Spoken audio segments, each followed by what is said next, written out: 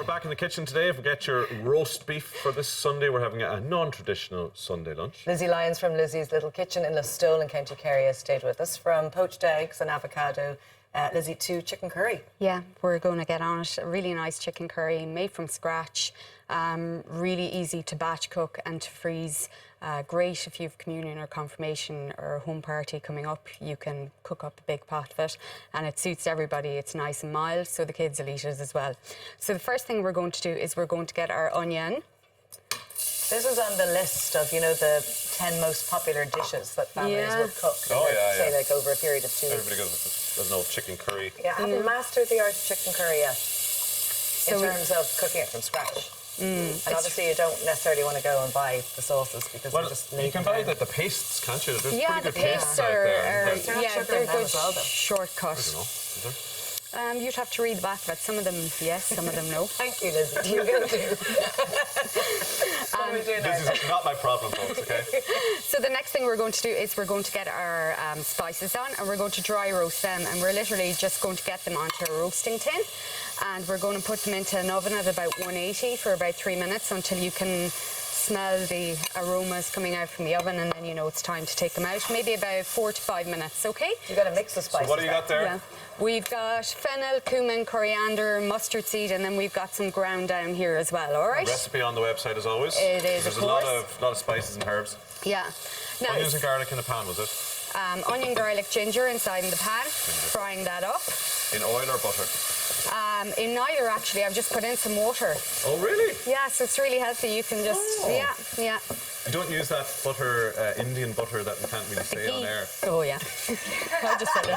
I don't know why you couldn't say it. It's been said before, Yeah. but it took a while to compose ourselves. Laura just loses it. That is unfair. It's very childish. Yeah. Either way, we're not using that, it's water. Yes, we just used a bit of water. So we have our onion, garlic and ginger inside the pan, and the next thing we're going to get in is our tomato paste. So we have about 2 or 3 tablespoons of tomato paste. Just normal tomato puree from the tube or a... Exactly, yeah. Can we help with anything, or...? Can't believe I just said that. Anyway, so we'll move it along. We'll get the complaints. We'll send them on to you. Thanks. How long are those seeds toasting in there, by the way?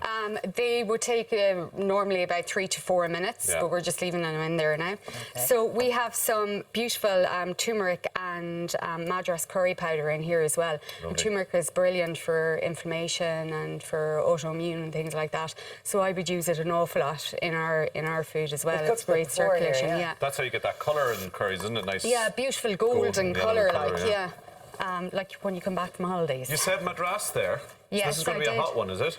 It's not. It's a Madras style chicken curry. So Madras inspired. Yes, exactly. The Madras curry paste. If you wanted to make it hot and spicy, would you pop in a couple of chilies? Yeah, you could put some chopped up fresh chili. You could put in some chili flakes into it, some cayenne powder.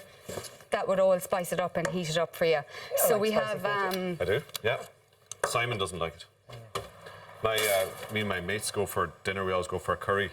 And there's one lad who always has a chicken madras. It's always like a trial. Yeah. It's a bit of a macho thing, I think. Yeah, so the next thing we're going to do is we are going to get these into a little grinder. One of these are brilliant.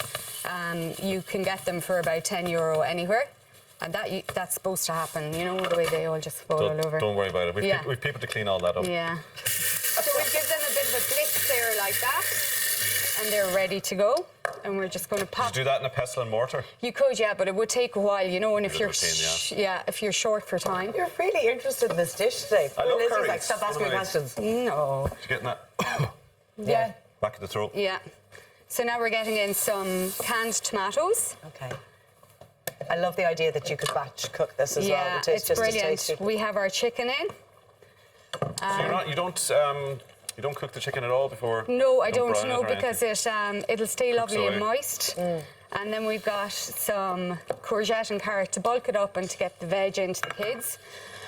And we let that cook away for about 10 to 12 minutes, and then we'll add in a can of coconut milk.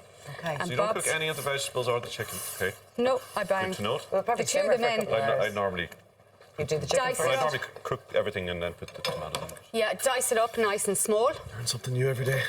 Now, This might be easier because you throw everything in. Yeah. Just leave it for a couple of hours. Absolutely. So do you know what you could do? You could throw in on, Laura. the yogurt there and the lime Throw it into where now?